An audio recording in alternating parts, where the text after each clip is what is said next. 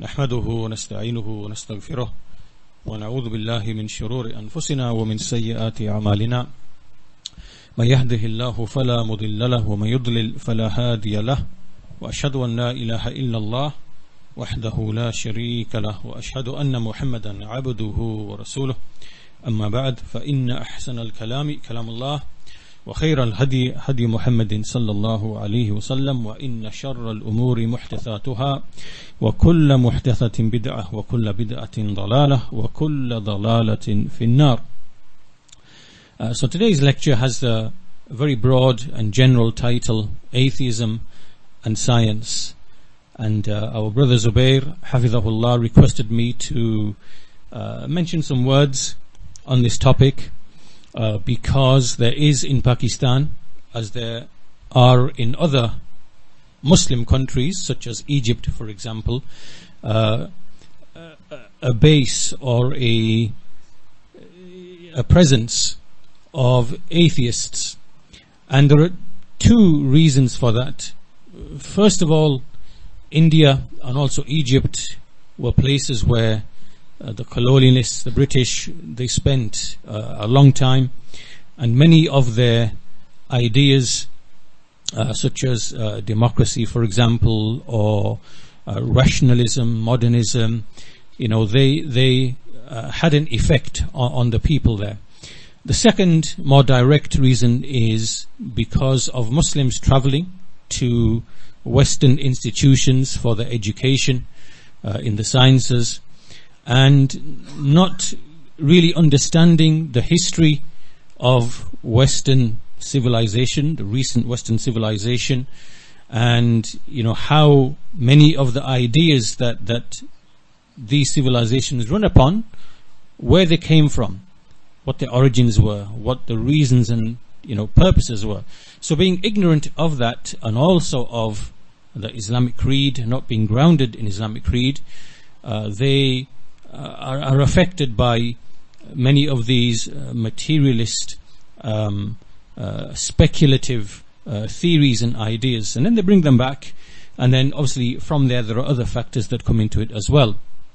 So on that basis I want to discuss numerous points inshallah ta'ala and string them all together, and there's an essential point that I want to make by way of this lecture, which I'll try to emphasize as we get through the content inshallah ta'ala.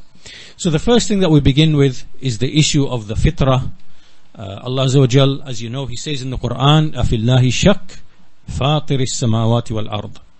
And so the Mufassirun, they give two explanations behind this verse. This is the statement of the messengers, وَقَالَتْ رُسُلُهُمْ أَفِي اللَّهِ شَكْ فَاطِرِ السَّمَاوَاتِ وَالْأَرْضِ. So the first interpretation is that the first part of the statement, أَفِي اللَّهِ شَكْ, meaning how can there be any doubt or question? The fitrah is something that innately accepts in a creator and a maker behind what we see. So how can you even doubt this? Is there any doubt about Allah, His existence? And so this is an appeal to the fitrah. And if the fitrah has been corrupted or diverted from its origin, then the second half of the verse, فَاطِرِ السَّمَاوَاتِ وَالْأَرْضِ, this now is an appeal to the evidence of rububiyyah, to direct the fitrah back to its original state. Now this is one interpretation. The second interpretation is أَفِي اللَّهِ شَكْ, meaning is there any doubt that Allah is worthy of worship? Is there any doubt about Allah's uluhiyyah, that He is worthy of worship? And if there is any doubt or deviation from that, what is the answer?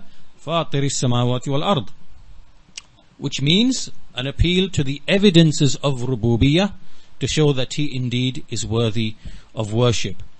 So upon that, Ibn al-Qayyim rahimahullah ta'ala, he said that whoever reflects upon the upper part of the world and the lower part of the world and whatever is in between, he will see all of it being a testimony or testifying to its maker and its creator. So this shows purely from hiss, right? So this is a key word, hiss. Hiss is just merely sensory perception, just looking, observing, seeing, right? This is different to reason, aql. We are speaking here only of hiss. Just hiss alone, right? Just direct experience of the senses. This informs us by all of the input that we receive in terms of what we see, of the phenomena of the sun, the moon, the trees, the rain, the animals, and all the events that take part therein. All of that indicates that there is an order, there's regularity, there are wisdoms, there are goals behind what we see, there are many different cause and effect systems that interlock with each other. All of this is absolutely undeniable. And this realization itself is actually the very foundation of science, right? Science, which we'll speak about in the second half of the lecture, inshallah ta'ala, which is basically the study of the creation and looking at causes and effects. Science has to have certain presuppositions. You have to have certain assumptions before you do science. And these presuppositions, they are rooted in the fitrah. They are inseparable from the fitrah, right? These presuppositions, these assumptions that you have to make first, is that the universe or the world or the heavens and the earth, there is order. There is order. There is regularity. Without regularity, you can't do science, because you have to have consistent, results and consistent patterns, right? So there's order. There's regularity. There are wisdoms, meaning there are purposes behind things. There are goals. There are, lots of interactions, and there are, like I said. So this is the presupposition from which science itself is based upon, which is why it is impossible to erase the fitrah and at the same time claim to be able to do science. You can't do that, right? Because the fitrah, as we see in another verse, as the man said in Surah Yasin, the man who came from the outskirts of the city, and he said, وَمَا لِيَ لَا أَعْبُدُ الَّذِي فَطَرَنِي وَإِلَيْهِ تُرْجَعُونَ. So his argument here is to those people who rejected the messengers, why should I not worship the one who fatarani, meaning the one who originated me? And here the word fitra, again, when we look at the scholars and their use of the word fitra, it has a number of meanings which combine all the things that we are speaking of. It has the meaning of being originated, created, right? So obviously this man and the heavens and the earth and animals and plants, they are all originated, and Allah is the Fatir. He is the originator of all of that. And also fitra, meaning the inclination, like the mold that Allah has created every child upon, which is an inclination to recognize Him innately, without any reasoning, without anything else, to desire to worship Him, to be inclined to the truth, to love the truth, to prefer the truth. These are basic. It's like a raw disposition Allah has put in every single child. And so this man, he is basically using this argument, why should I not worship the one who originated me, and to him shall you return? We see that even the people of disbelief, there is no dispute or question about any of this. And I want to mention just some research from Oxford University, and this is some academics there. They are looking at this issue of whether children, are they disposed to be believers in a creator. And so there's an article, there's some research, and the research was given some coverage in one of the newspapers in an article called "Humans May Be Primed to Believe in Creation." And I want to quote just some statements of one of the kind of lead researchers. His name is Dr. Justin Barrett, and he's a senior researcher at the University of Oxford Centre for Anthropology and Mind. And he claims that young people have a predisposition to believe in a supreme being because they assume, this is not learned, right? So this is something innate. They assume that everything in the world was created with a purpose. He says that young children have faith even when they have not been taught about it by family or at school. And he argues, meaning the Dr. Barrett, that even those raised alone on a desert island would come to believe in God.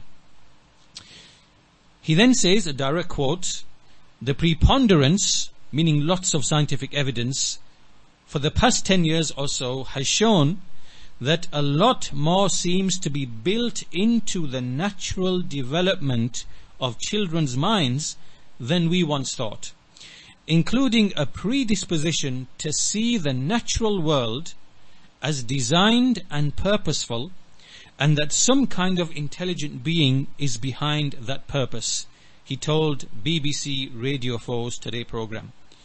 "If we threw a handful on an island and they raised themselves, I think they would believe in God."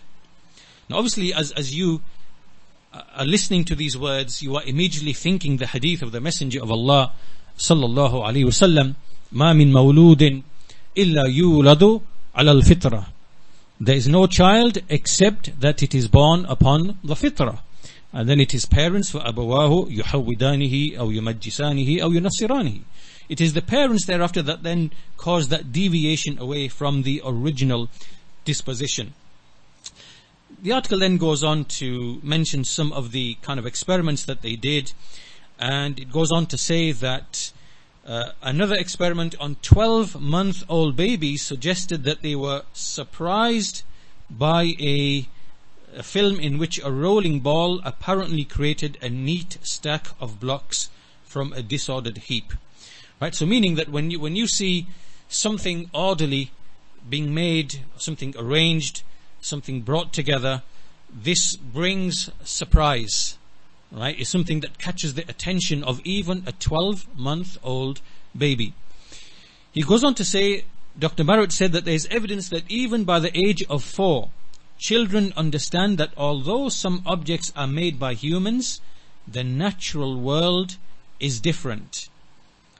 He added that this means children are more likely to believe in creationism rather than evolution, despite what they may be told by parents or teachers.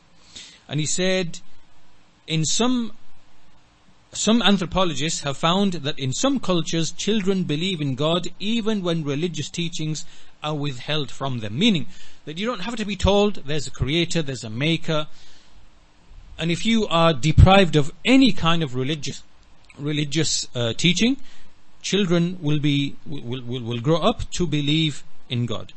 He says children's normally and naturally developing minds make them prone to believe in divine creation and intelligent design. He says, in contrast, evolution is unnatural for human minds, relatively difficult to believe.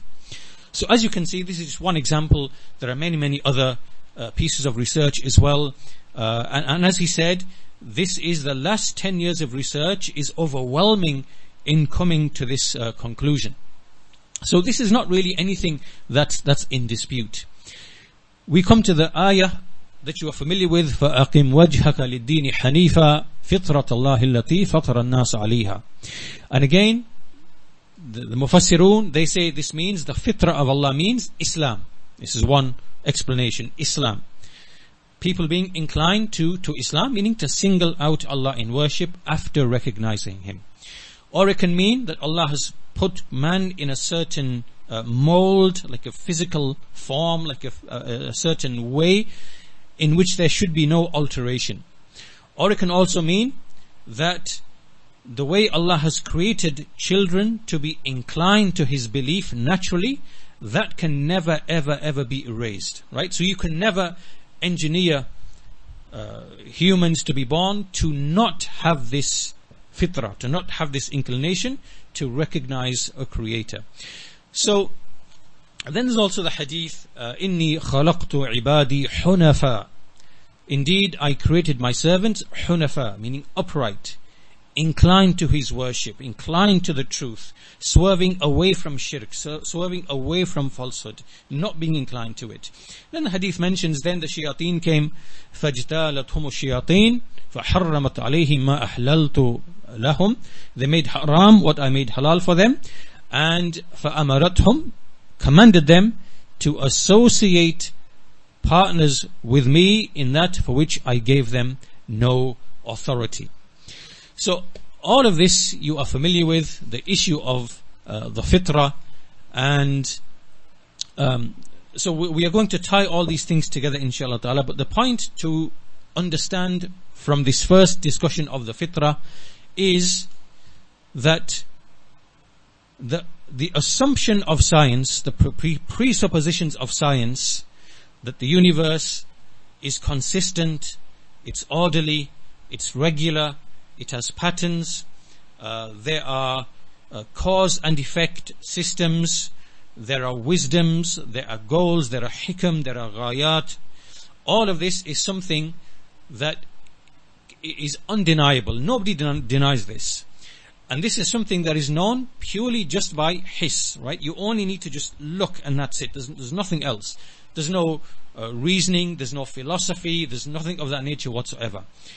So from that, the fitrah and the basic, there's other things in the fitrah as well. For example, Ibn Taymiyyah mentions that, or there are certain things which are part of the fitrah. For example, when a child is playing with a toy and the toy kind of rolls and it goes over there, it's from the fitrah of the child not to look like this or like this. Because in the fitrah is to know that a thing cannot be in two places at the same time.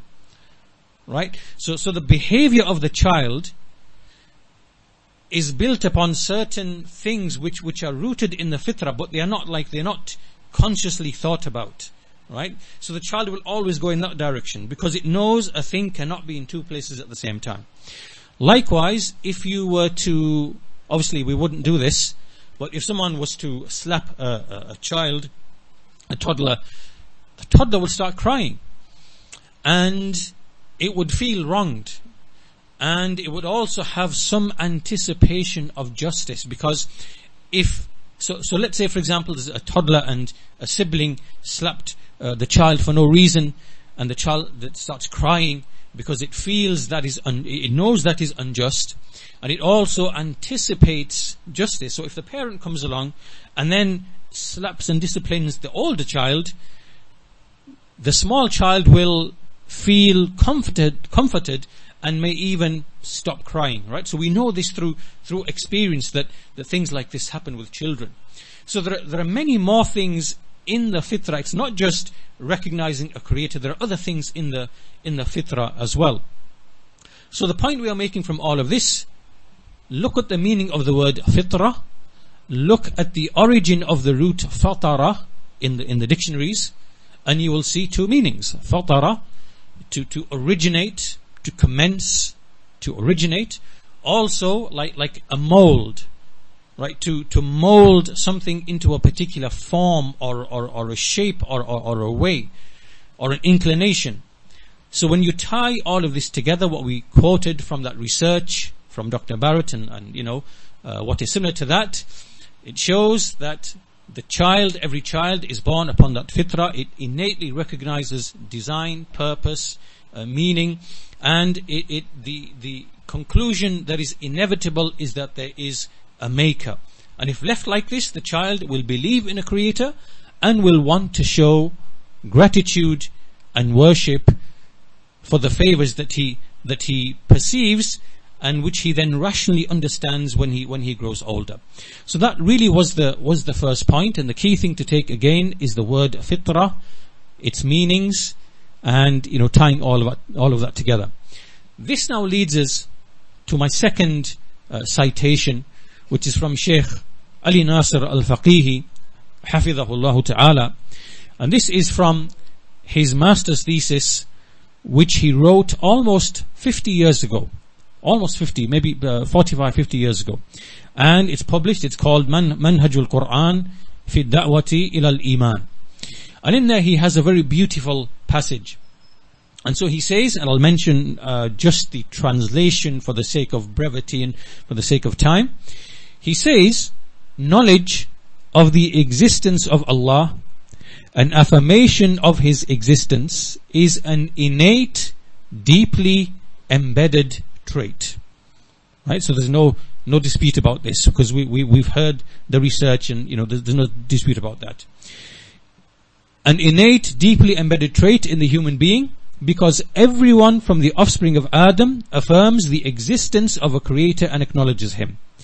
As for what some of the atheists make apparent of disbelief in Allah, and making mockery of those who call them to worship him, then this does not mean that they possess absolute disbelief, founded on complete certainty.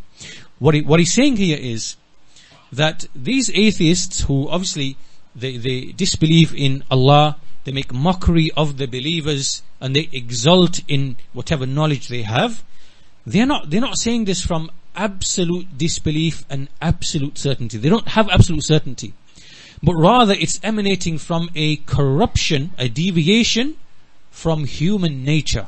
This is what he says. Rather, what they are upon is a deviation from human nature,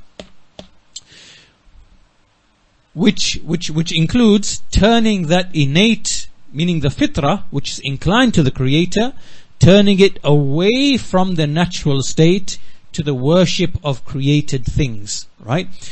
So meaning that the atheist is not operating upon absolute, unequivocal disbelief. Right? And I will give you evidences that this is true from some citations later on. Right? It's not based upon absolute certainty. Rather, what the atheist is a manifestation of is simply a deviation of human nature. That's what it is. That's what's giving rise to whatever his claims and beliefs are. Right? So he says, hence we find the atheist using deception and false explanations of things as a means of misguiding people and camouflaging the truth from the naive among his followers. Right. So this is apparent. He then goes on, he says, the noble Qur'an has presented to us the story of the greatest deceiving atheist who deceived others through his tongue by that which he himself was not convinced of in his heart. Again, remember these words, they're very important. That deceiver is Fir'aun, who belittled his people through his deception of them, and they obviously obeyed him. Fir'aun became arrogant and rejected the Lord of the worlds. Rather, he claimed that he does not know of any other deity for them besides himself. The Mawla, meaning Allah Azza wa Jal, he informed us about him, that his rejection arose from him as mere deception with the tongue, and that this deception was not in agreement with the affair that was settled in the heart. Right? And this is true of every atheist. Right? There's something in the heart of the atheist that he's concealing. He's not going to show to you. He's going to keep it to himself. And whatever he's trying to do with the tongue is just camouflaging the truth and, deception and things like that. He says that his rejection arose from him as mere deception with the tongue. And this deception was not something, it was not in agreement with whatever was settled in his heart. He mentions the ayah, which is the statement of Musa alayhi salam, قَالَ لَقَدْ عَلِمْتَ مَا أَنزَلَ هَؤُلَاءِ إِلَّا رَبُّ السَّمَاوَاتِ وَالْأَرْضِ. He says, you, O Fir'aun, you know that no one sent down these ayat, these signs, except the Lord of the heavens and the earth, as evidences, and I do think you, O Fir'aun, that you are going to be destroyed. And in another verse, Allah Azza wa Jal, He says, وَجَحَدُوا بِهَا, that they rejected the signs, وَاسْتَيْقَنَتْهَا أَنفُسُهُمْ ظُلْمًا وَعُلُوًا. They rejected the signs even though their souls were convinced thereof, out of dhulm, meaning out of oppression, and out of ulu, meaning wanting to seek highness upon the earth.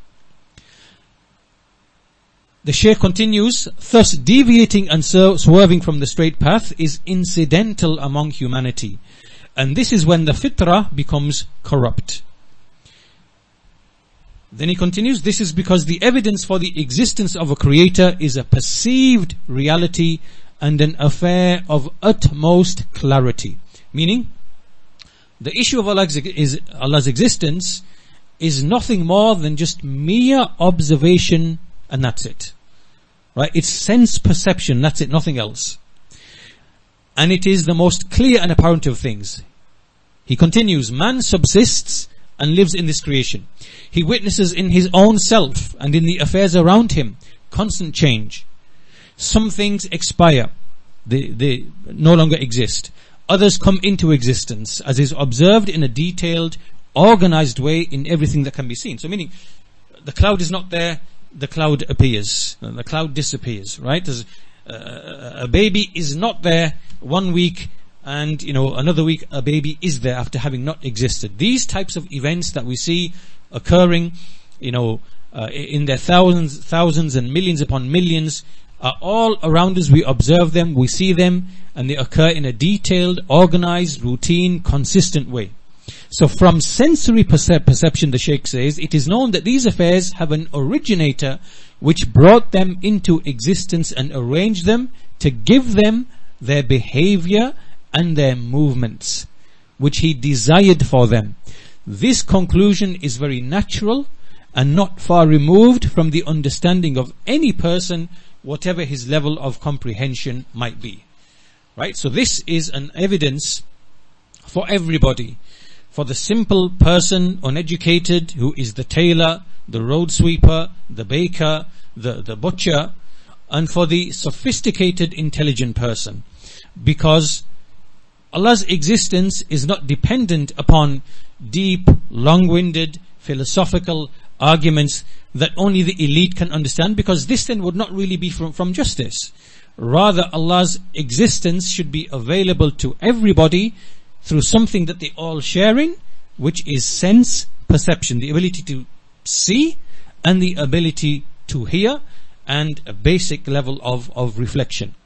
The Shaykh continues, when a person observes an arranged and orderly house, or hears a sound, or feels the strike of a whip, but he doesn't see, in each case, the striker, or the house builder, or the speaker, he has certainty that this house has a builder, that the sound came from something or someone, whether a man, animal or machine, and that the strike came from a striker. Right? This is something that everybody knows.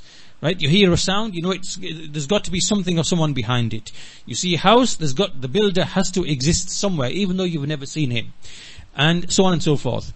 Thus, the existence of the thing from which the construction of the house arose, or the emanation of the sound, or the occurrence of the strike, is a definitive conclusion. It's a definitive conclusion for the one who observes the house, hears the sound, or feels the strike. When the evidence of sensory perception, hiss, right? So remember, we have not gone beyond hiss in the argument here. And this is the argument of the Qur'an. There's no philosophy in the Qur'an. There's no long-winded rhetoric in the Qur'an. It's arguing by the simplest, most direct faculty available to everybody. So when the evidence of sensory perception for its existence has been established, then belief in the cause which brought about these affairs into existence is a matter uncontested among intelligent people. He continues, likewise, when a person observes changes that take place in things which are present, they expire into non-existence and other things emerge, and also the amazing order which exists in the world, the extreme meticulousness in the behavior of certain creatures, and how their movements have been arranged, the precision in their timings. A person comprehends that all of this unique creation and order and this constant flux of change cannot have arisen from those entities themselves, because they are incapable of bringing it about, just as they are incapable of resisting it. So all of that as well is evidence which invites to belief in the existence of a creator for all of these entities who arranges and regulates them. This argument here that the Shaykh Ali Nasir al-Faqihi has described was the actual argument, or one of the arguments of Musa alayhi salam against Fir'aun. This very argument, because Fir'aun said to Musa, فَمَنْ رَبُّكُمَا يَا Musa, who is this Lord of you two, Harun and Musa? Who is this Lord of you both, O Moses? And so Musa alayhi salam, he gave the answer, قَالَ رَبُّنَا الَّذِي أَعْطَى كُلَّ شَيْءٍ خَلْقَهُ ثُمَّ هَدَى. Our Lord is the one who gave to everything its creation and then gave it its guidance. And so the Mufassirun, they explain from the Sahaba and those after them, what this means is that Allah has created every creature with a specific form, with a specific, in a specific way. And then He inspired it as to its habitat, as to its food, as to its drink, as to its behaviors, and so on and so forth. And when we observe this around us, this is, again, from sense perception, it is a clear evidence of the existence of a maker. Just like there are similar arguments in the Qur'an, we see Allah mentions how there are many different fruits of different flavors and tastes and colors, and we see that all of them, they are nourished and brought about by one water, right? So you have a seed, a seed, a seed, a seed, or a flower, a flower, a flower. It is one water, but you see all of the diversity in the appearance, the colors, the taste, the nourishment. All of that cannot be except by prior arrangement, right? By creation. So these types of arguments, one of the things that you should understand as we go through these arguments is that this is the way of the Qur'an. This is the way of the prophets and messengers. It is the most simple, direct, definitive, uncontestable method which proves an actual existence of Allah, right? It is a wujud aini. It is an actual direct existence of Allah. It is not like we find with the philosophers and the people of Kalam and people like that. They can only establish a wujud mutlaq, which means it's like a non-specific generalized existence that exists only in the mind, right? So to illustrate what this means, again giving the example of if I had a pen in my hand right now, if I had a pen in my hand right now, my argument would be that this specific pen, the physical pen, is in itself a dalil or an ayah of the actual, real, tangible, true existence of the one or the group of people who made it, right? And I know that those people have knowledge, they have will, they have power, because that's what it takes to make a pen which has a specific purpose behind it, right? So this now is a wujud aini, a specific existence. And this is something that you find in the statement of that Bedouin, which the Shaykh quotes. He says, this is attested to by the statement of that Bedouin who said, camel droppings point to a camel, tracks in the sand point to a traveller, and a dark night, a still day, and a heaven possessed of stars, do they not point to a fully aware creator? Right? So this, again, this same argument, it is a wujud aini. It is a specific, actual affirmation of something true and real that, exists. Whereas if you use like the philosophical arguments that you find with the people of philosophy and the people of Kalam, right? They are not affirming anything specific, right? They are just affirming things which only the mind can basically. It's a wujud in the dhihn, in the mind only, not a specific evidence.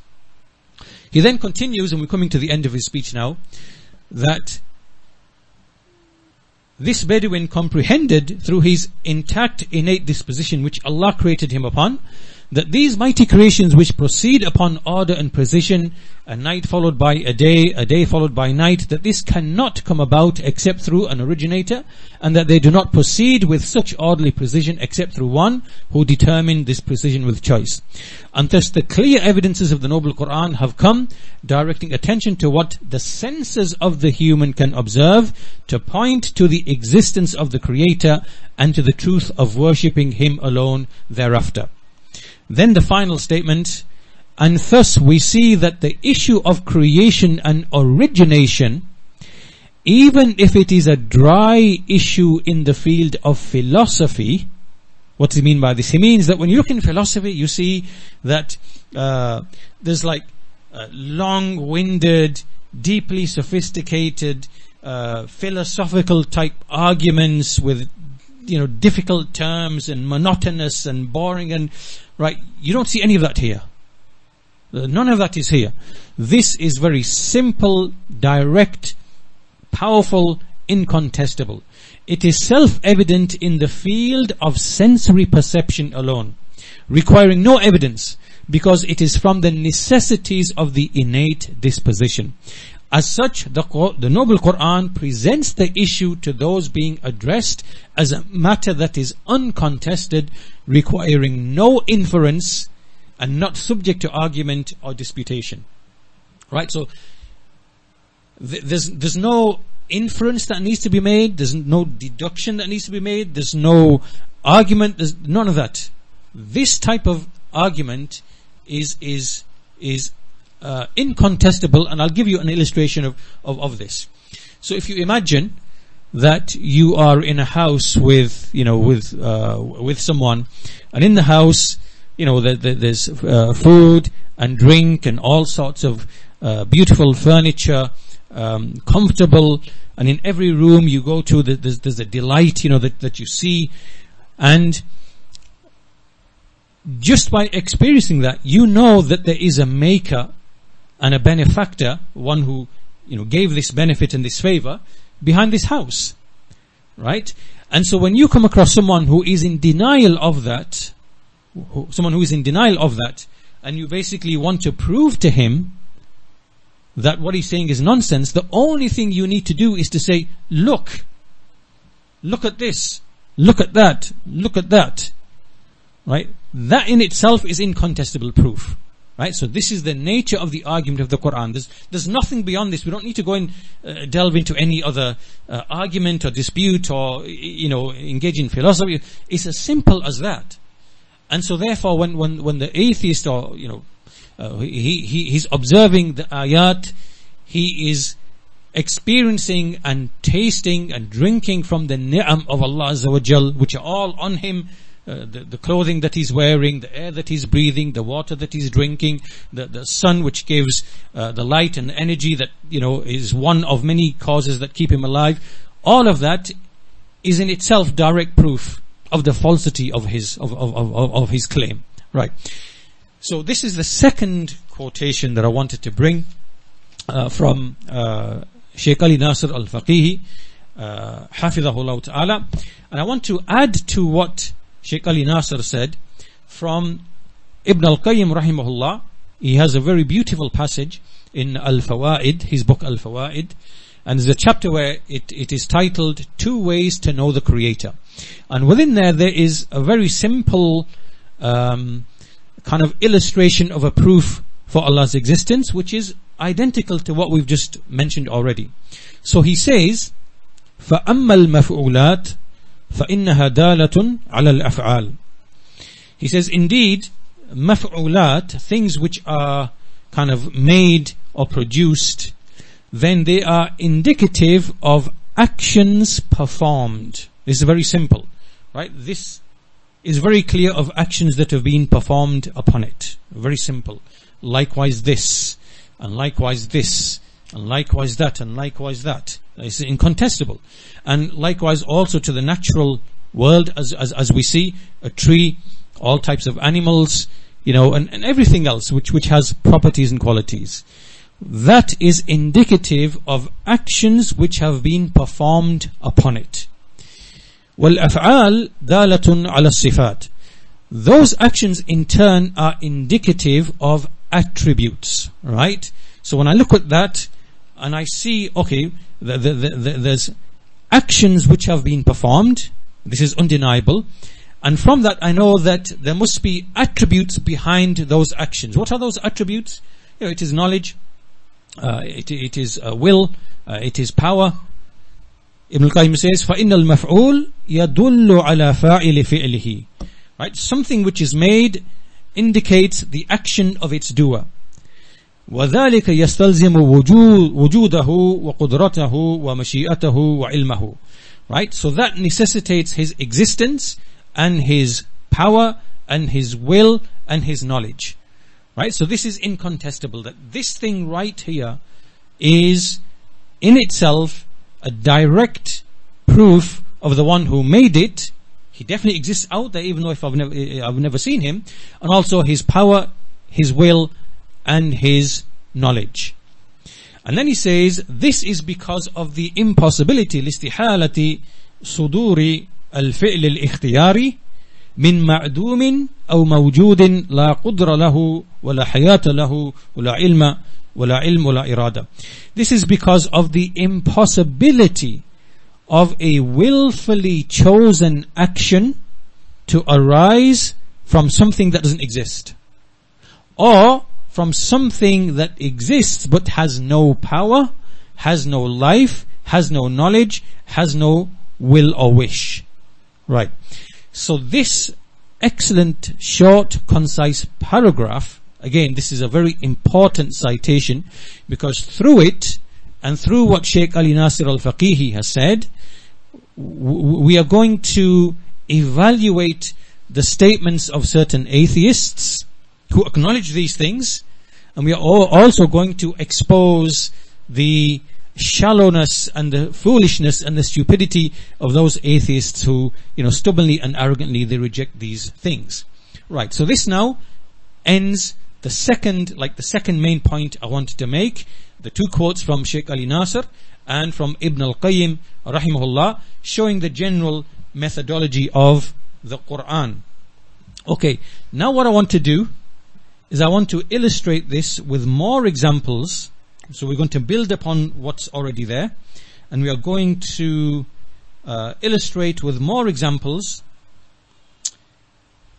from modern science and knowledge of Allah's creation, just to impress upon you the clarity of this evidence, right? And to show that this is something that cannot really be denied, and that this compelling proof is what has forced the atheists in the past decade or two to acknowledge and to admit and to accept that what they are proposing and what they are following, right? It is emotional, it is religious, right? It's nothing to do with science.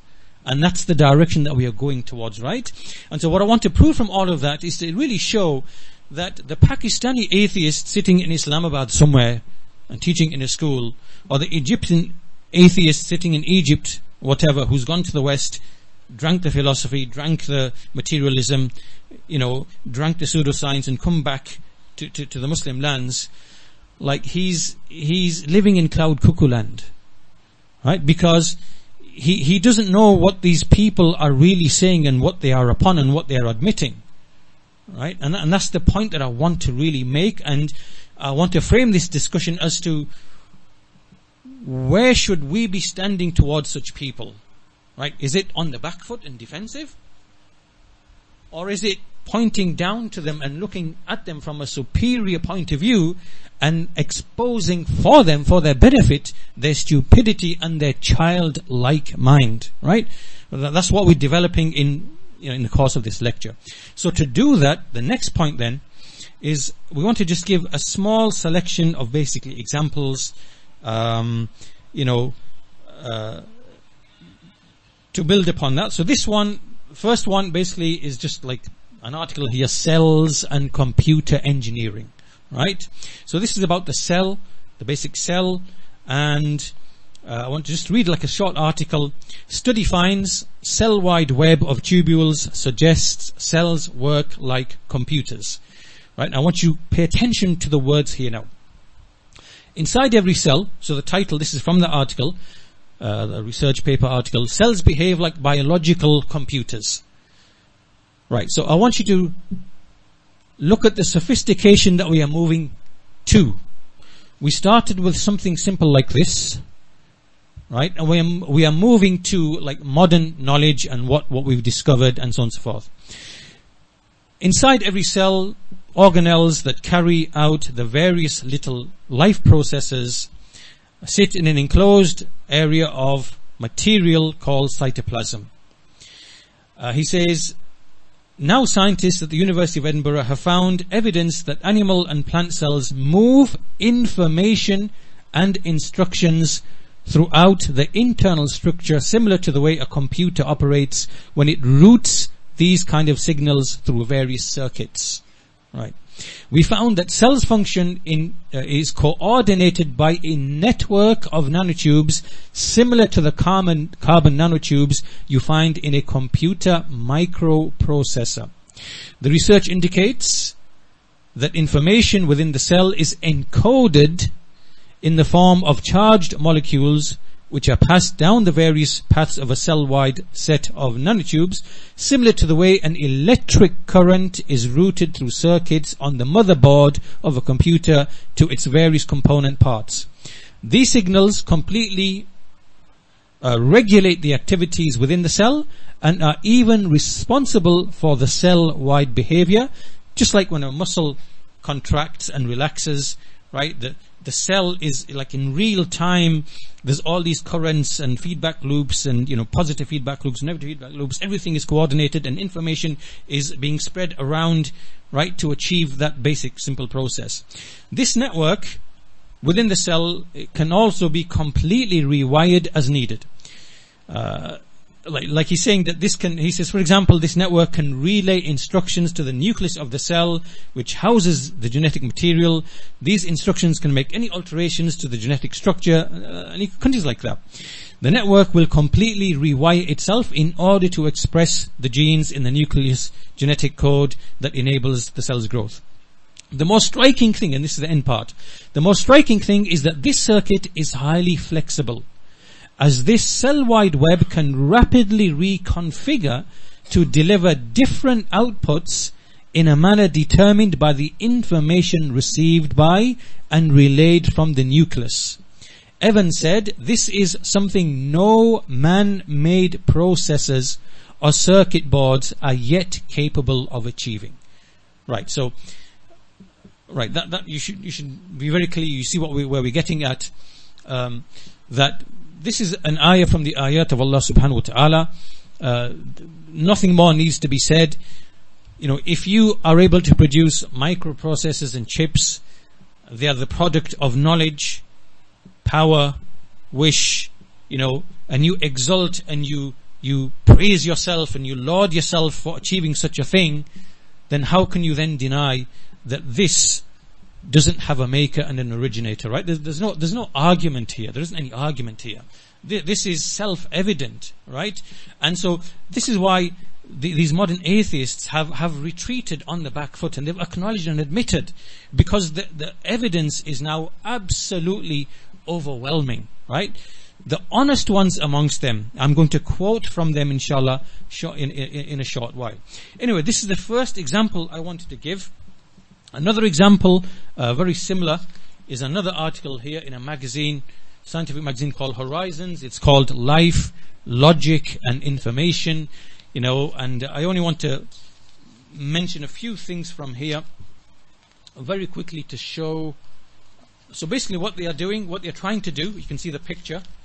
This is like a circuit, and they're trying to mimic and reproduce the workings of a cell. And what they're describing here is that the working of a cell is unfathomably and complex, because there are so many things in here that we have to try and reproduce. There are logic circuits which manage information. there are negative feedback loops, and there are positive feedback loops. There are, other modules which act as short-term memory devices. I could go on and on. I don't want to bore you with the details, right? You get the idea. You get the general gist of what I'm saying here, right? That's another example. Other examples that could be given very quickly. There would be. Let's go to just a few more examples, inshallah. Just from one of them would be robot maker builds an artificial boy. Right, so there's a guy who's basically, you can see the picture here, he's making an artificial boy, small boy, and he's just describing the challenges and things that he's facing. But I want to mention just one part of it. He says, during a recent demonstration, Zeno could barely stand. Zeno is the artificial boy, could barely stand and had to be tethered to a bank of PCs that told it how to smile, frown, and be surprised, or wrinkle its nose in anger. Right. So meaning, just to be able to get this artificial boy to be able to smile, or to, frown, or to be surprised, they had a whole bank of PCs to basically process the computations, the calculations, just to achieve that one little thing. Right. So again, you know that these people will be writing articles and saying how amazing they are and how they're going to uncover the secrets of life and this and how. All right, so if you are praising yourself and lauding yourself on account of this knowledge and this wisdom and this power and ability, then how can you deny that the thing that you are trying to mimic and reproduce is not the product of knowledge and power and will and hasn't an originator, right? There's no argument here. There's no argument here. You understand? There's no argument here. So that's another example. And a third example would be, you have something similar, a robot that navigates like a person. Same thing. I won't go into the details. Another one is an award given, a Turing Award. It's a famous award, given to a machine learning expert who is mimicking brain function, right? So a machine learning expert who's trying to mimic the brain function. I won't read all the quotes and whatever. These are huge, massive, they are massive machines with computational power, and they are trying to mimic the functioning of the brain, which is basically just like two handfuls in your skull at the top here. Right.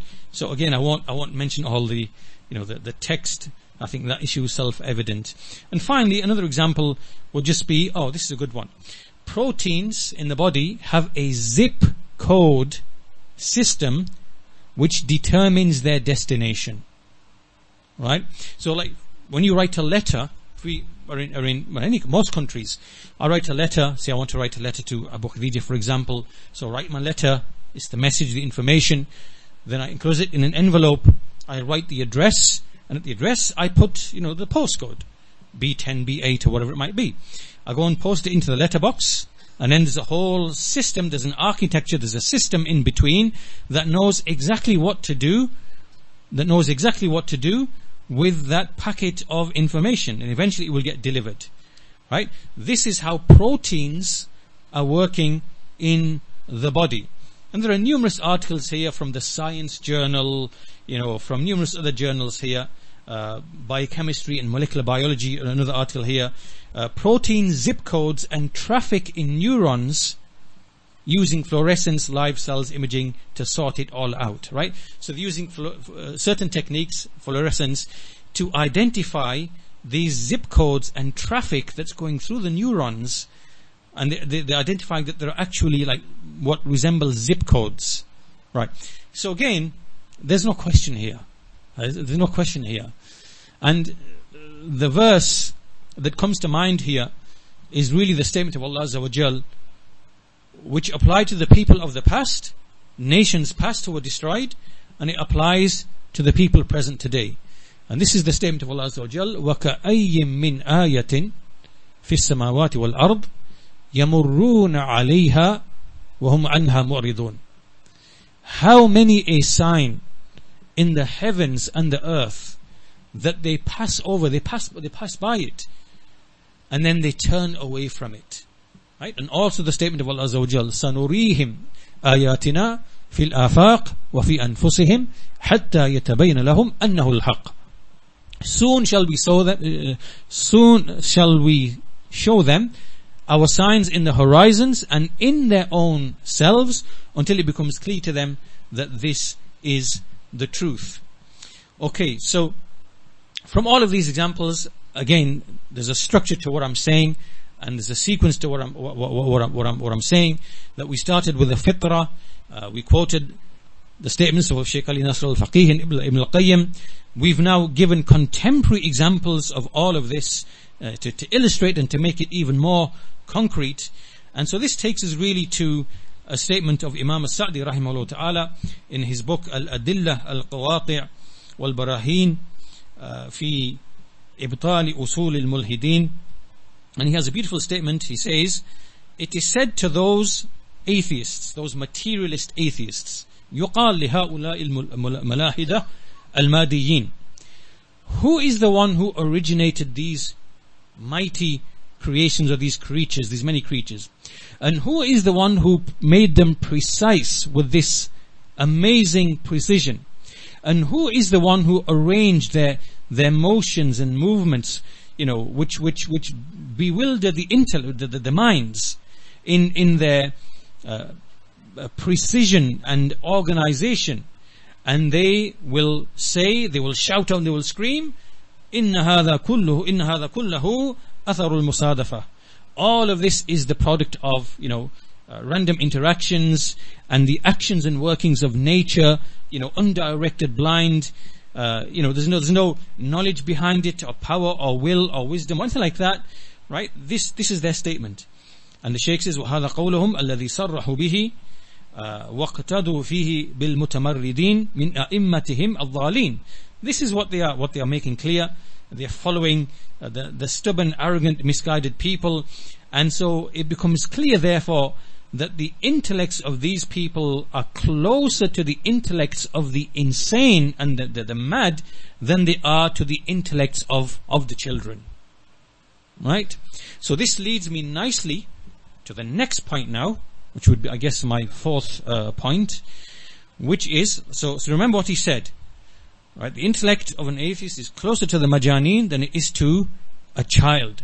So now my next point is, I want to give you a similitude of a child, and I'm going to show you the trick or the deception which materialism and atheism kind of generally it rests upon, and where the theories emanate from. So this similitude is like this. If you imagine you as a parent, you leave your house and your child is in a specific room, let's say the kitchen, and in the middle of a table there is a large glass. It's in the middle of a round table, and there are stools, and there's no one else. You close the door, you go away for 10 minutes, you come back and you find a shattered glass on the floor. Okay, so you turn to the child and you say to the child, who broke this glass? How did this glass break? Right? So this child, because children of a certain age, they are naive, they are innocent, and they don't have, they haven't reached that higher intellectual function, so they try to escape like the discipline or the anger or whatever. They very naively think, or they say something, and they say, it fell and it broke, or it fell down and it broke by itself. Right? This is just like from the innocence of a child saying this. And we experience, I'm sure some of you have experienced these things from your children, that they say something and it's from their naivety and their innocence, because they want to avoid the discipline. So what the child's trying to do here is trying to absolve any responsibility, to absolve itself from any blame, and to be free from any kind of discipline. It is, it fell itself, it broke itself, and we all know this is patently and blatantly false. We know it's false. We know this cannot be. We know that the only way is that the child, climbed onto the stool, and you can see the stool slightly moved as well, and tried to mess about with a glass, and then it fell off, rolled off because it's round, and it fell off, and it broke off. Right? That event had a cause. Right? What did the child try to do? It tried to put the cause back into the thing itself. Right? Can you see the shallowness? Obviously the child is not rationally thinking. It's from the naivety and it's from its innocence that it's coming out with this really shallow explanation. Right? If you understand this example here, that's all of Western materialism, naturalism and atheism in a nutshell. Now that's all you really need to know. Right? And what the atheists do, or what the materialists do, is that the simplicity of their stupidity, they try to make it so sophisticated and complex that they bamboozle people and draw people in. Right? So to give an illustration, they might say, like, someone might come along and say, oh yes, the reason why the glass broke was because we've got a perfect explanation. Those in the volume of that room, the random fluctuations, between the matter in energy, in the vacuum of the space between the molecules, led to these fluctuations. They amplified, and the glass being in a position on a table prominent, it kind of absorbed those random fluctuations, and it became so big that the glass literally just toppled over, rolled, and we can prove it.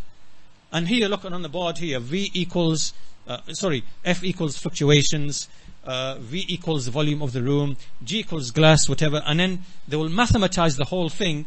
And because with mathematics you can, because mathematics is consistent and it is, whatever, they will make a model, and when all the equations add up and become equal, it says, we proved it. The mathematics proves that it can be so. You understand?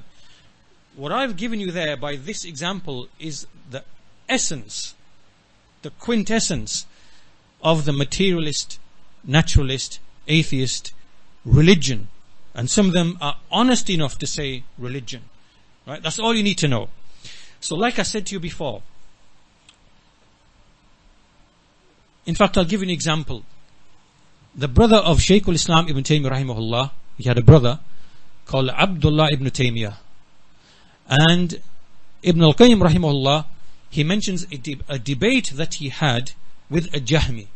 Right? A Jahmi who is a negator of the attributes.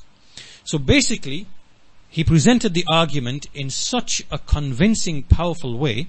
He said, look, in the Qur'an, Allah has mentioned His names, attributes in different ways. He either mentions the ism, right, Ar-Rahman, Ar-Rahim, or He mentions the masdar, the verbal noun. So He says, for example, Anzalahu bi'ilmihi, right?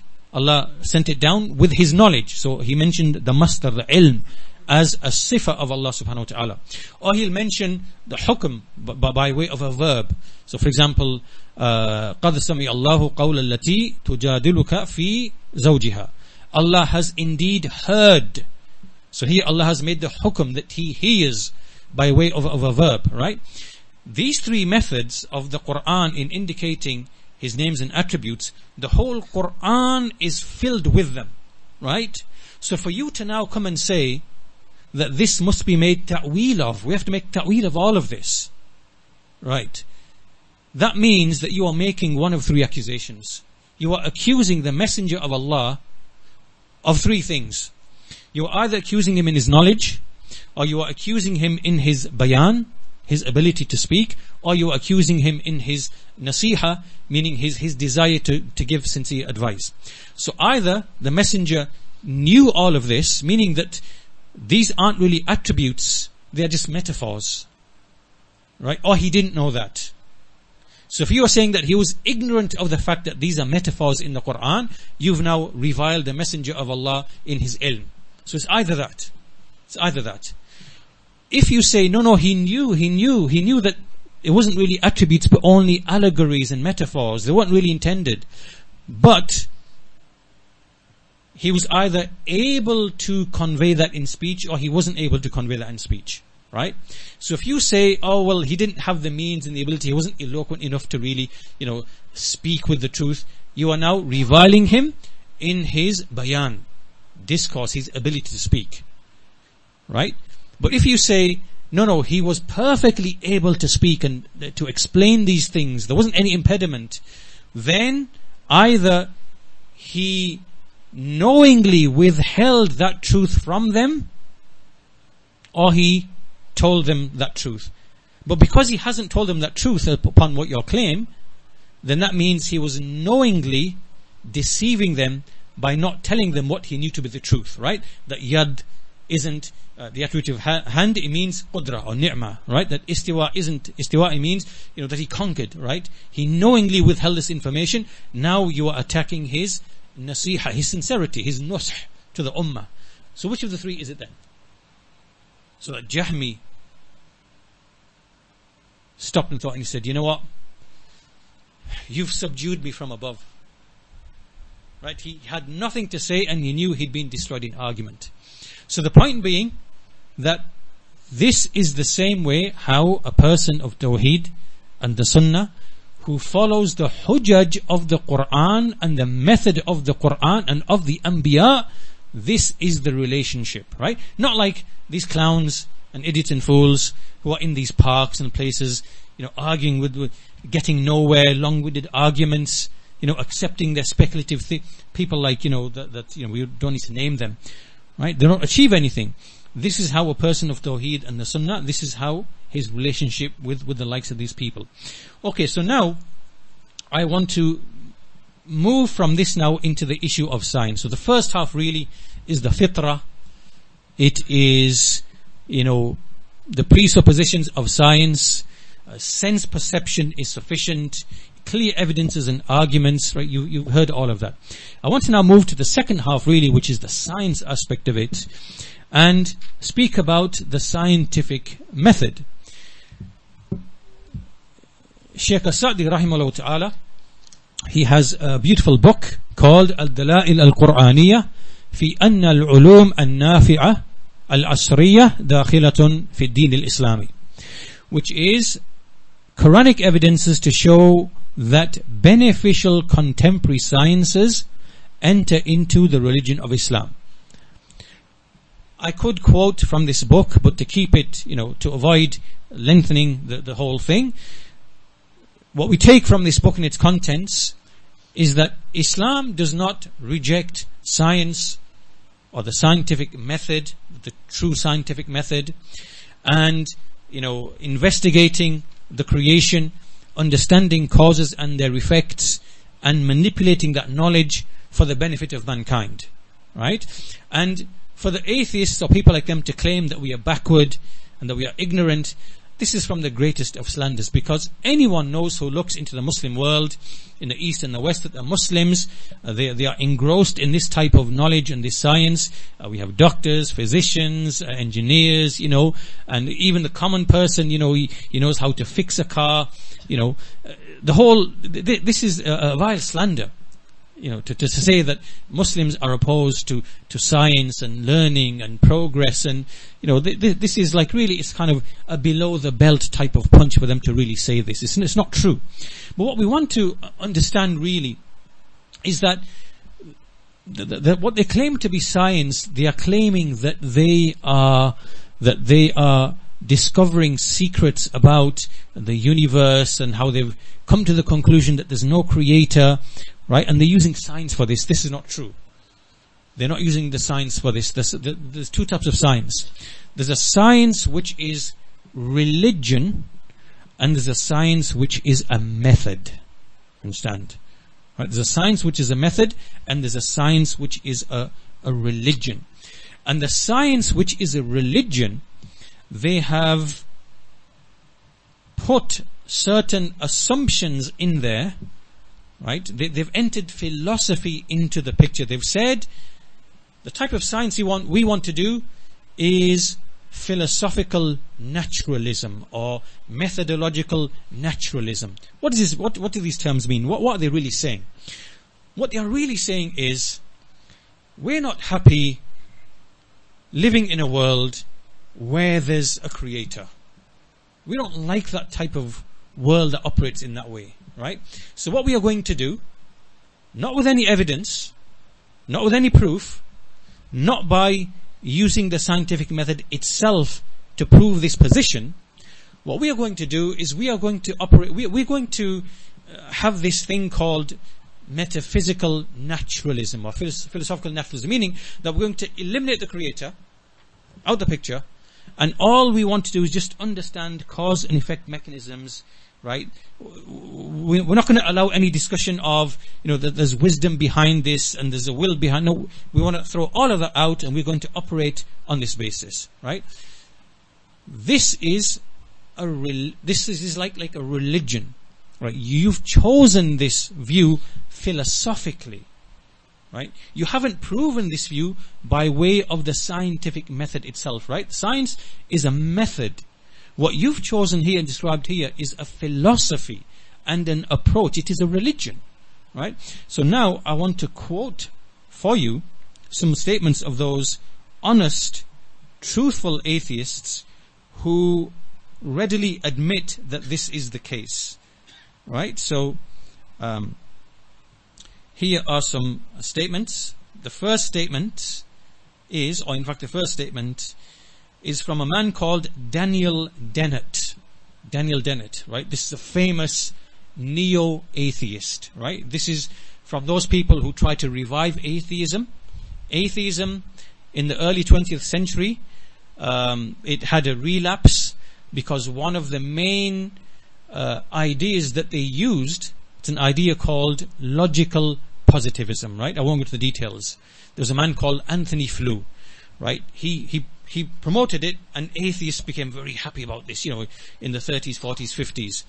But then they realized that it was false, right? Because it couldn't meet its own criteria. So from the 50s, atheism kind of like they had to put their hands back in the pockets and go in the back streets and kick cans and this, there was nothing to do.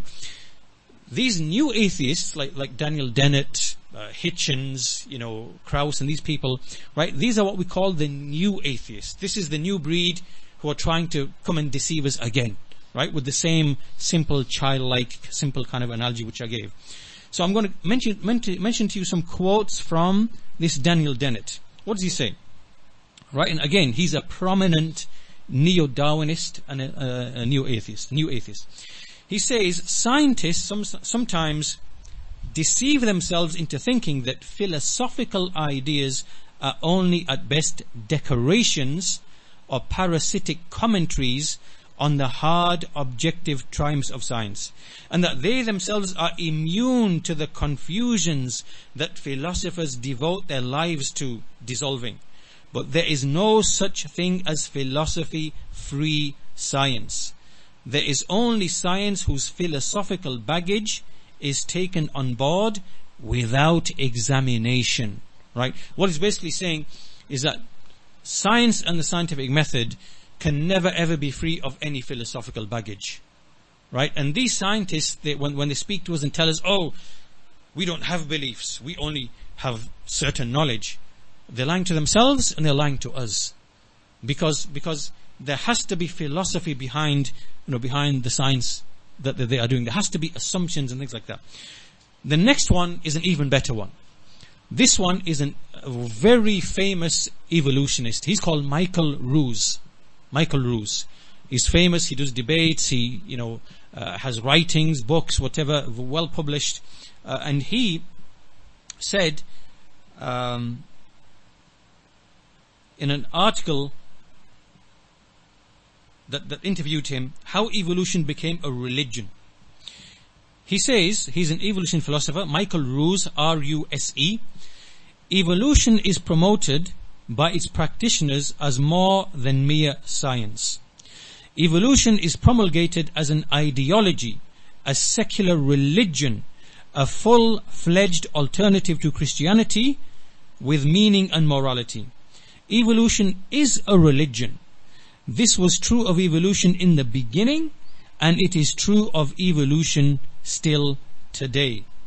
Right? And then he's actually got a book, Darwin as Religion. This is an evolutionist saying Darwin as Religion, a book that he wrote. He says in that, that's published by Oxford University Press, right? So these are not like, quacks or whatever. These are the people themselves, right?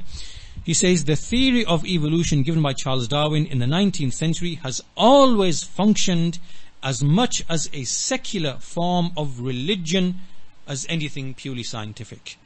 This is a clear admission from this guy here. There are other statements here. Another one, Richard Lewontin. He's an evolutionary biologist. He makes another very revealing acknowledgement. He says, it is not that the methods and institutions of science somehow compel us to accept a material explanation of the phenomenal world. But on the contrary, we are forced by our a priori adherence to material causes to create an apparatus of investigation and a set of concepts that produces material explanations, no matter how counterintuitive, no matter how mystifying to the uninitiated. Moreover, that materialism is absolute, for we cannot allow a divine foot in the door. What he's admitting here, basically what he's admitting in simple words, is there's nothing in the scientific method that's proven to us, or that can prove to us, that the universe is only material and there's nothing beyond it. There's nothing in science that's compelling us to actually hold this view. No. Rather, right, we have previous convictions already. We have previous assumptions already that we are bringing onto the table. And it's those beliefs and ideas that are forcing us to accept only a materialistic explanation of life and so on and so forth.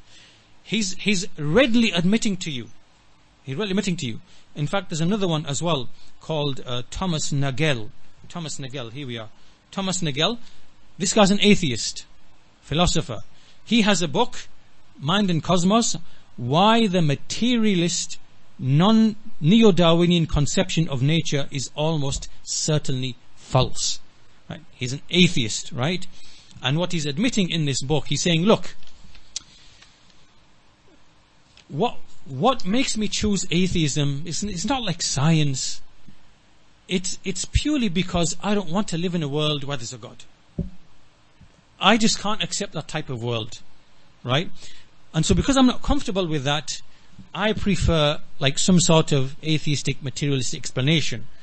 So he's readily admitting, and he's written a book to show that the whole past century and a half of materialist neo-Darwinist science is almost certainly false. Right? Tell that to a Pakistani atheist sitting in Islamabad or in Egypt, haughty and arrogant, thinking that he's the elite of the society and he doesn't follow parables and fables, over the past. Tell that to these people are living in cloud cuckoo land because they don't know what these people are admitting. These are shrewd people in the affairs of the world, right? And some of them are honest, like this guy here, and they are readily admitting that it's not science. It's just that we don't like to live in a world where there's a God and we're going to be resurrected and we're going to be held account. We can't live with that idea. So we just want to live, and we conduct our science on that basis. Not that the scientific method has actually shown or proven to us that what we are believing in is true. So anyhow, these are some quotes. There was another quote I wanted to mention here if I can find it. Okay, I think those are the quotes. So I guess this next point then, which is point number 5, was that we as Muslims don't deny science, we don't deny the scientific method. This is an absolute slander to claim that we do, and this is actually from our religion, and Muslim scholars have written books to argue for the fact that science is based upon like scientific method. They're actually included within the religion of Islam and within the worldly sciences which Islam encourages and it promotes. That is a slander. You can't attack us with that, and you can't say that we are backward, ignorant, foolish. This is a gross slander. At the same time, we have these atheists, neo-atheists, new atheists, neo-Darwinists, right? They are at the top of their field. Daniel Dennett, Michael Ruse. These people are readily admitting that what we are upon is actually, it functions as a religion. And there's nothing in science that's leading us and forcing us to basically, choose these views. We philosophically prefer them, and we prefer to live in a world which is like this, right? So this couldn't be any clearer. Now, this obviously now brings us to the whole issue of, well, okay, how are these atheists then basically arguing by way of evolution, by way of cosmology? How are they arguing that there's no creator? Why are they doing this, and why has this been promoted so much, and why are Muslims being deceived by this? Well, this is where the trick and the deception is, you see. Because whereas these atheists are honest and true, these other people are playing a trick, just like that child in that example. Remember the child I gave you in that example? And there's the simple childlike version. Oh, it fell itself, it broke itself. And there's the sophisticated, deceptive kind of version, the random fluctuations between matter and energy in the room, and all that nonsense, whatever. What they are doing with these speculative theories is they are just trying to say that same thing, but in a very complicated, cryptic, technical way, so that you can't actually figure out what are they really saying then. Like what's the essence of what they are saying, right? That's what they are doing. And alhamdulillah, our Muslim scholars, the scholars of the Muslims, they have seen through this. They have seen through this ruse and this deception and this trick. And so I want to quote to you a statement from Ibn al-Qayyim rahimahullah ta'ala, and this is from his book Miftah Dar al-Sa'ada, and he says, and there's a whole passage here, it's a beautiful passage, and he's addressing the atheist or the naturalist. And what he says here, so he's addressing the atheist. He says, "It is as if I am with you, O pauper." I mean, you, O atheist, naturalist, as if I'm stood with you, and you are saying, whilst you say, "All of this is the work of nature, and within nature are wonders and secrets." So he now responds, right? This is no different to the child saying, "Oh, the glass fell itself and broke itself," right? Same thing. Had Allah desired to guide you, He would have questioned your soul and said, "Inform me about this nature," right? Meaning Ibn al-Qayyim is asking the question, tell me about this tabi'ah, this nature that you're speaking of. Is it a stand-alone essence, possessing knowledge and power to perform these amazing works? Or is it just an arad, right? So what he's saying, I'll summarize it in a nutshell. He's saying, okay, you are saying that nature is behind all of these works, right? It's the workings of nature. So what is this nature you are speaking of? Is it like an actual entity? Is it like a being? Is it like an actual being? If it is, then why don't you just call it what we call it? We call that Allah subhanahu wa ta'ala. So why don't you call it the creator and the maker, right? If it is an actual entity with an actual existence separate, if that's what you're saying. Because all you're doing is, really, you're just merging the creator with the created, and you're using word games, right? This is why atheism is nothing but wahdatul wujud. And that's why Ibn Taymiyyah described the saying of Fir'aun. When you analyze the saying of Fir'aun, it is nothing but wahdatul wujud. It is the unity of existence, right? Matter is all there is. There's no maker, no creator. That's all it amounts to. And really, the atheist is in fact a mushrik. The atheist is a mushrik. He's a polytheist, nothing more, because he's just taking Allah's existence, His names, His attributes, His actions, and just merging them with the creation, and then he's calling it nature, right? So if this thing you are calling nature, is it a standalone entity? Is it a thing that exists by itself? قائم بنفسه? If so, then why don't you just call it what we call it?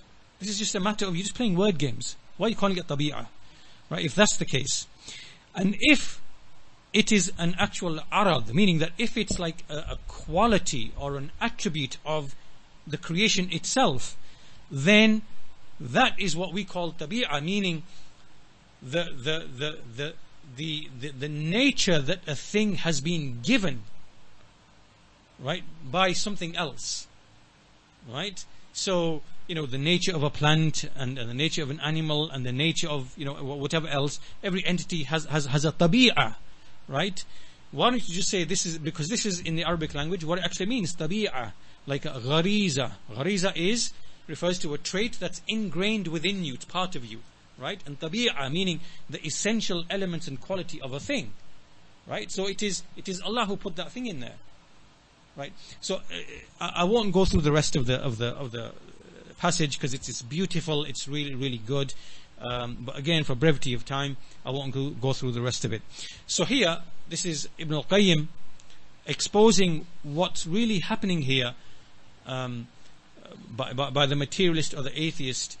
He's trying to say the same thing that the child said, but he's playing word games and deceptions and trickery, just like Shaykh Ali Nasir al-Faqih pointed out. That's what the atheist has. But inwardly, he's not really convinced. He is not really convinced.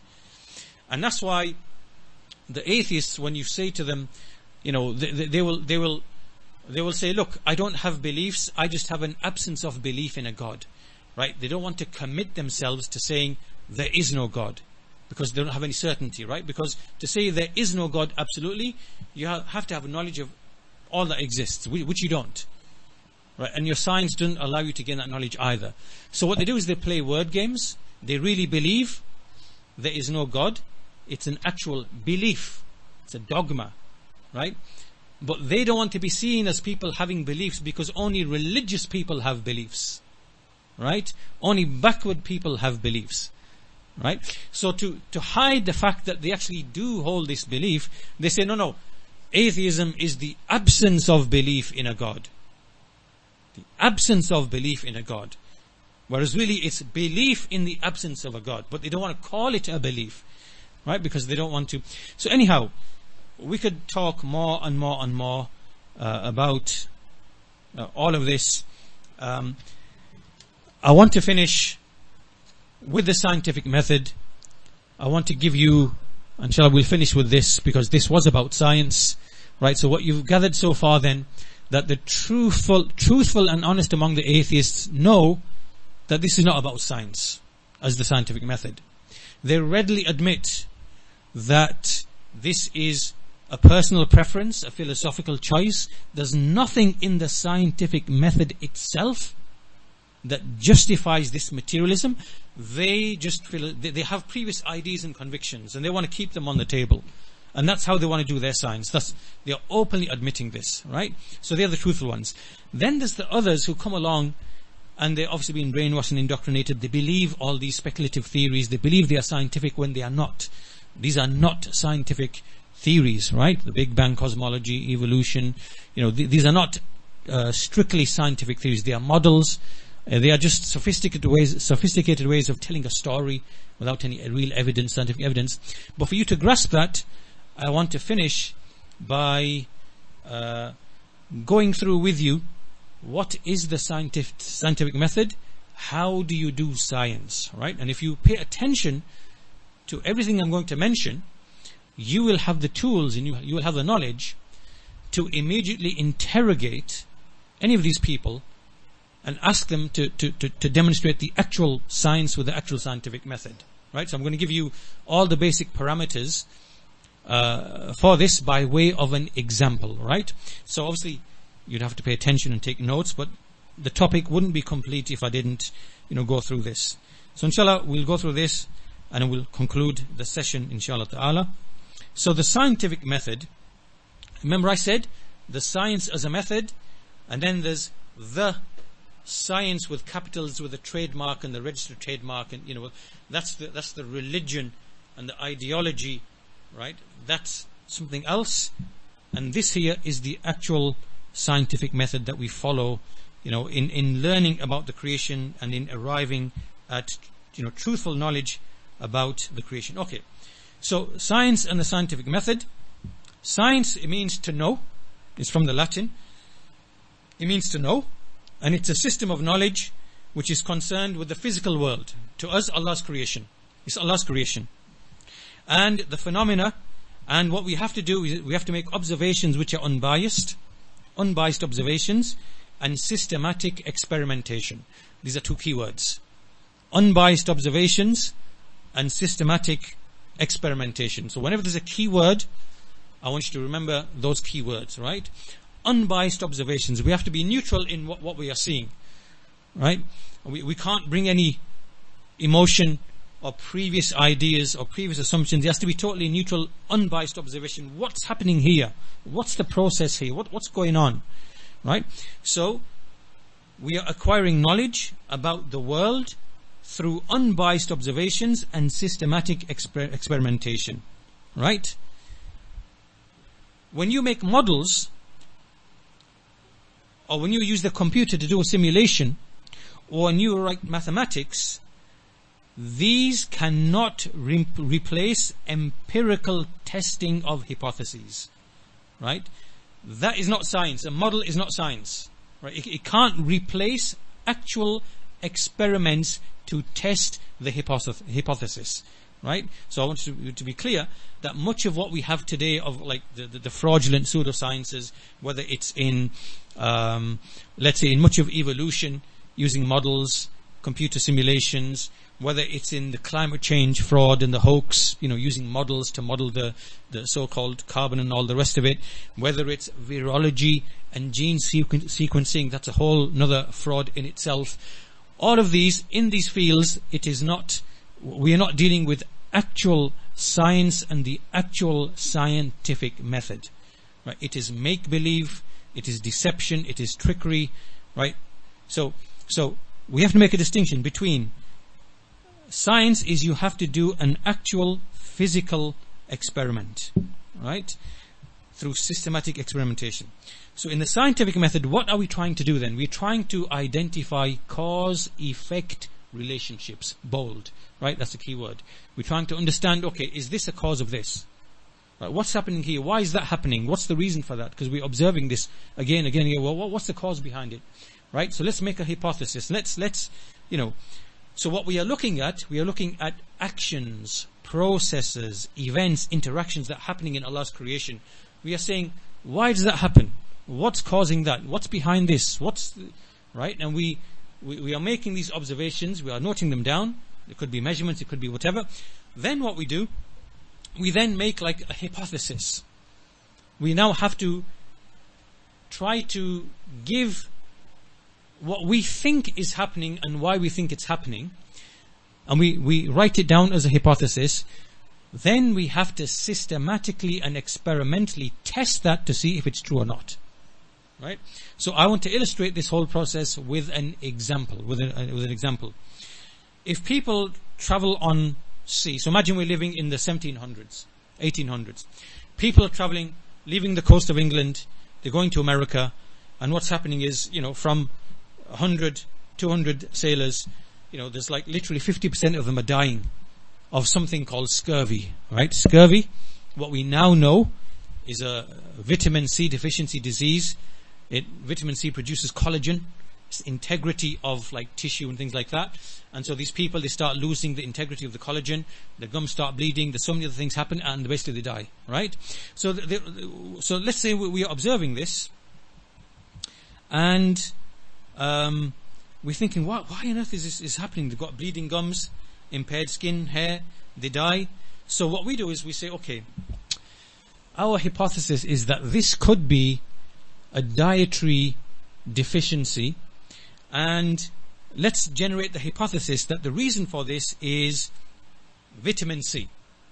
Right? Our hypothesis why this is happening is there's a deficiency in vitamin C, and this is what's causing this disease, right? So this now is our hypothesis. We've seen the observation, they're neutral, unbiased, right? People are simply dying, falling ill, right? We want to explain why this is happening. So we make the hypothesis, what we think is happening.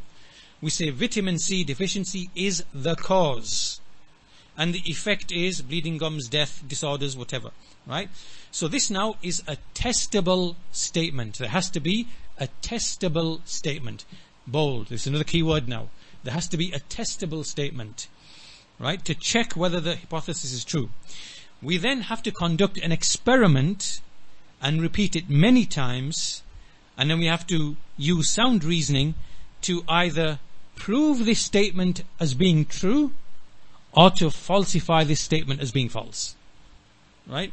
So the next stage is we now have to create the hypothesis statement, but it has two parts to it, right? So this is the real scientific method. So we have to create a mirror image of the hypothesis, right? There has to be a mirror image, right? And the mirror image is because the two statements that we are going to split the hypothesis into are contradictory, right? So the first statement is called the null hypothesis. Null hypothesis. Here we state the lack of vitamin C during long sea voyages will not cause scurvy. Will not cause scurvy. This is like the default position, right? This is called the null hypothesis. We put it as a statement. The lack of vitamin C during long sea voyages will not cause scurvy, right? This is the null hypothesis. Then there is the alternative hypothesis. This is the mirror image. We say the lack of vitamin C during long sea voyages will cause scurvy, right? So this is a mirror image. The statements are a mirror image, right? And so in our experiment, in the scientific experiment, what we are trying to do is we are trying to falsify the null hypothesis. Write that down. Falsify the null hypothesis. This is the whole purpose of doing the actual physical experiment. We want to falsify the null hypothesis to prove our actual hypothesis. So can you see how there is an experiment and there is we are trying to falsify something, right, to prove our hypothesis. So what we are really doing here is we are going to do an experiment. We are going to isolate vitamin C as the independent variable. Independent variable. You have to write this down, which is the cause, right? And we're going to see, is it going to produce the dependent variable, which is the scurvy and whatever, right? Because we're going to manipulate the independent variable to see if it produces the dependent variable, which is the effect. Okay, so now let's look at the design. Now we're going to design the experiment. So I will say, right, let's go to the, Plymouth or whatever it is, Liverpool or whatever. We're going to have two ships. Each ship is going to have 200 people. All these sailors have to be basically of the same age. They've got to be 18 to 30 in the peak of their youth, healthy. They must not have had any prior illness, So this will be called ship A, this will be called ship B. And on ship A, we are going to give these people normal food without any oranges, lemons, limes, no citrus whatsoever. We're going to give them like a vitamin C deficient diet, and that's the ship number one. Ship number two or ship B, same people, same age. We're going to give them, buckets and buckets of, oranges, lemons, juices, and we're going to say to them, you have to specifically every morning, you have to squeeze 2 oranges and drink it, afternoon and evening, and you have to do that consistently on a daily basis till you reach the shores of, America somewhere. Right. So now we've isolated the variable that we are testing. However, we also have to have controls. You've got to write that down. There has to be controls in the experiment, because if we don't put controls in the experiment, we don't really know which variable are we really testing, what really caused the effect. That's why I said that all the men have to be of the same age, right? We can't put 18-year-olds on one ship and put like 70-year-olds on the other ship, right? Because now we're introducing, there's a lack of control here, and we could be confounding what's really creating the effect, right? So we've controlled for the age, we've controlled for the health. We also have to insist that the ships have to travel pretty much side by side in the same trajectory, the same path. Why? Because one ship could be over there, one ship could be 100 miles over there in a storm or whatever, and we're not really accounting for the weather, right? So we have to make sure that the ships are going side by side, all to the same destination. Right now, all the basic ingredients of the experiment are now here. We have the hypothesis, the null and the alternative. We're trying to falsify one to prove the other. We have the experiment design, right? We've isolated the variable that we're testing. We made sure that that's the only thing that we're testing. all other confounding factors, we've eliminated them. So now it's just basically, let's go to the other side and let's see what the results are. So basically, we're on the other side, on the shores of America, and along come the ships. So now we obviously look, and we look at each ship. So if we see on one ship, 50% of the first ship had scurvy, 40 of them died, whatever, and we compare the second one, and we see, okay, there was only, like 2% of that ship got scurvy, and literally nobody died, right? So that now we have falsified the null hypothesis, right? A lack of vitamin C does not produce scurvy. That's false, because the experiment has shown it to be false, right? So now we have proven the alternative hypothesis. However, do we stop here? No, because now another element of the scientific method is repeatability. So now we have to repeat this again, right? So now we'll do it again. We'll repeat the whole thing again, and we'll do it maybe 3, 4, 5 times, and then somebody else will do it as well. From America, they'll do it the other way around, right? So we're repeating it to show that this wasn't a fluke, there wasn't something that we missed or whatever, there wasn't something, See, the scientific method, just like in hadith, for example, in the ilm al-hadith, right? There's a method to isolate true reports from false reports. What are the factors? There has to be continuity of the chain. We have to know every single person. We have to establish the integrity. He's not going to tell a lie. We have to establish the memorizing ability of that person. There mustn't be any, it mustn't contradict what's already established. There mustn't be something hidden that we haven't really seen, right? It's a similar, right? So in the scientific method, this is how we arrive at a correct and accurate knowledge about the world in which we live, the cause and effect mechanisms.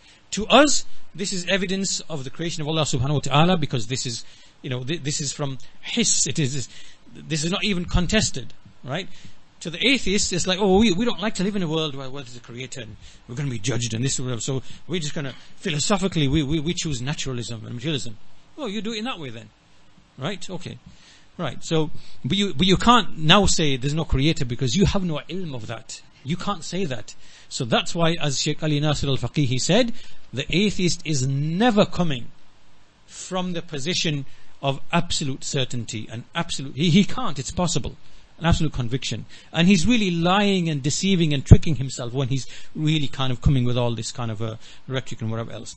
Anyhow, the point being, from this description I've given you, you can now take the basic elements and interrogate anyone who's making these claims, and basically say, well, okay, what was your... So tell me then. Okay, I'll read the summary. Through the above, we have given you an example and explained the basic terminology by which you can ask anyone who makes so-called alleged scientific claims. Ask them for the experimental evidence. Where's the physical, real-life experiment that you did with real things, with real actual things, that you manipulated real things, right? What was the independent variable? What was the dependent variable? What were the controls that were built in? And how was the cause-effect relationship determined, right? Did you isolate the actual factor? Anyway, so you get what I'm saying. You mentioning all of the elements, and you interrogating the so-called claim.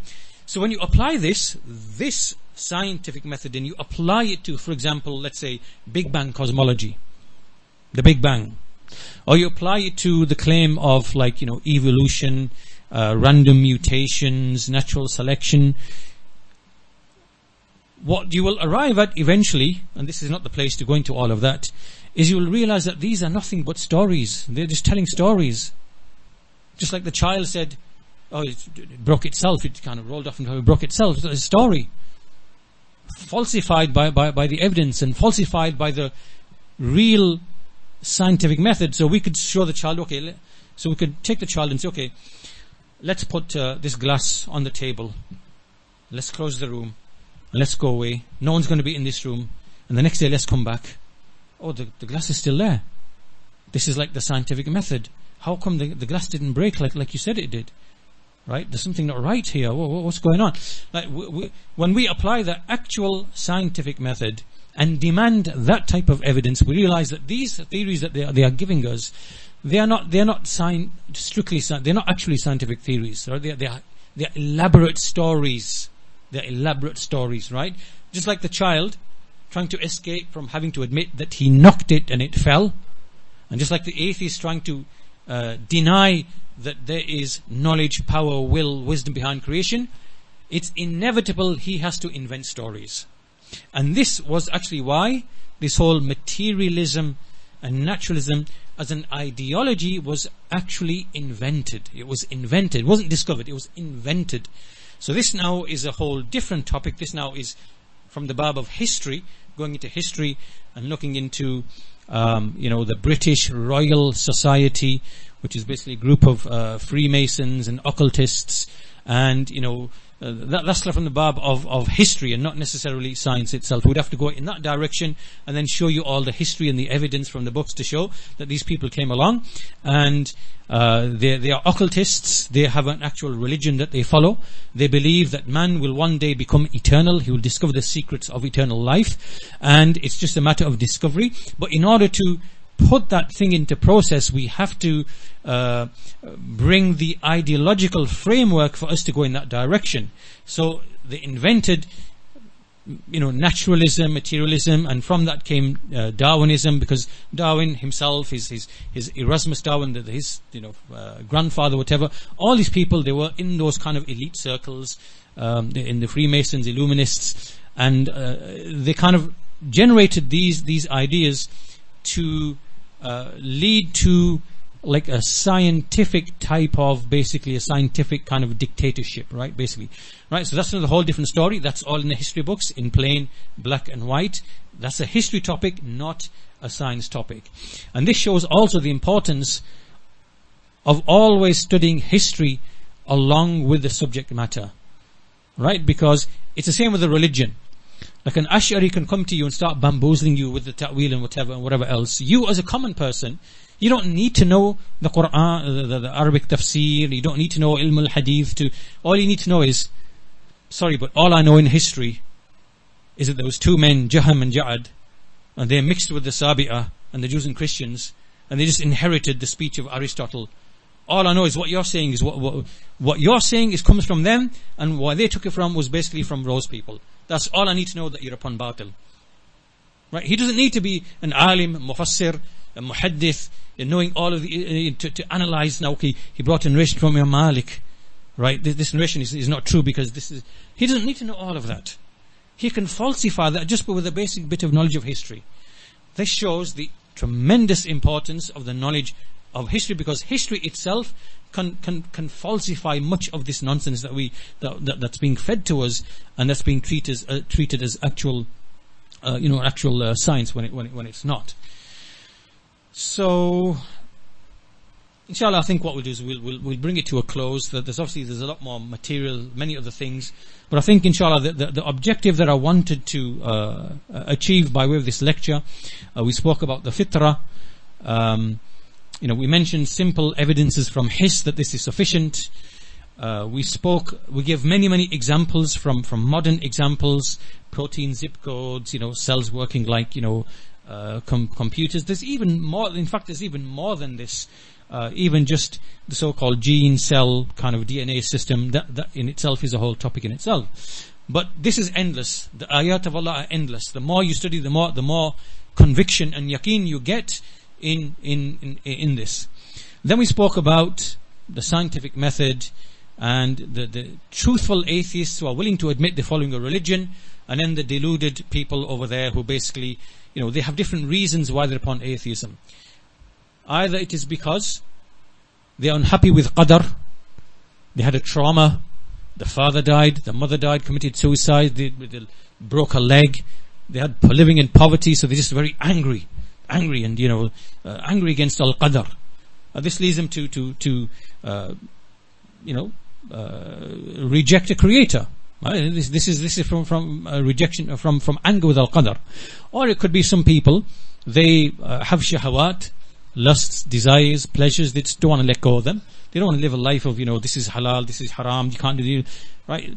And then they justify their choice by way of pseudoscience that they're then taking from the materialists, right, to justify their life choice, right?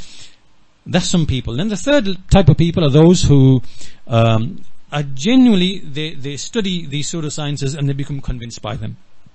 So this is just pure shubha. Right? These people are the easiest to deal with. If they are true and they are honest, and you present to them, they're easy to deal with. The difficult ones are the first two, or the ones who have some sort of power, authority, position, like many of these atheists maybe who exist in these countries. They think that we are the elite of this country. We've acquired the sciences. We're not like these fruit sellers and these goat herders and these backward people. We are the elite and the crop, because it's arrogance, there's pride, right? So it's arrogance and pride. Are you unhappy with al-qadr? Or you have lusts and shahawat that you want to follow? All of these things now, the shahwa, right, merges with the shubha, which is the material pseudoscience, and then this then produces the types of people that you will encounter, right? So these are the people on this side, in contrast to the ones who are honest and believe and accept and say that yes, evolution is a religion, materialism is a religion, we just like it they are the true honest people who are speaking the truth, and they're honest about it. Right? They're not deceiving themselves, nor they're deceiving other people. So we spoke about that, and then finally we just looked at the scientific method itself, how you should have a good basic understanding of what it is, so that you can look at any claim, any paper, and see, okay, well, what are they doing here? And what you'll find is the most of modern science today is basically it's false. It's not based upon the scientific method. It's false reasoning. It's prediction testing, which is not really the falsifiability model. That's a whole topic in itself. But anyway, I'll stop there, inshallah. وبالله التوفيق والحمد لله رب العالمين وصلى الله على نبينا محمد وعلى آله وصحبه أجمعين. Jazakumullah khairan for your patience.